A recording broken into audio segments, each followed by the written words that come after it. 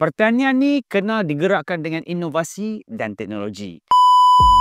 Malaysia dan juga Brazil baru saja menterai kerjasama strategik antara MARDI dan juga Perbadanan Pendidikan Pertanian Brazil ataupun kita panggil sebagai Embrapa sempena sidang kemuncak ASEAN ke-47 di Kuala Lumpur. Majlis ni disaksikan sendiri oleh PMX kita dan juga Presiden Brazil Luiz Inácio Lula da Silva. Pertukaran dokumen tu disempurnakan oleh Datuk Dr. Muhammad Zabawi, Ketua Pengarah MARDI dan juga Menteri Pertanian Brazil Carlos Favaro.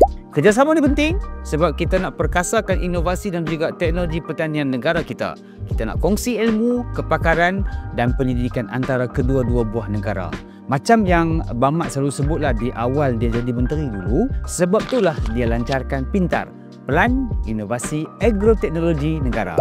Kita tak mahu rakyat susah nak dapatkan makanan, kita tak mahu lagi bergantung pada negara luar. Kerjasama dengan Brazil ni adalah langkah besar kalau kita nak pertanian kita maju di masa depan. Pendek kata, kita nak pastikan makanan kita sentiasa cukup dan terjamin.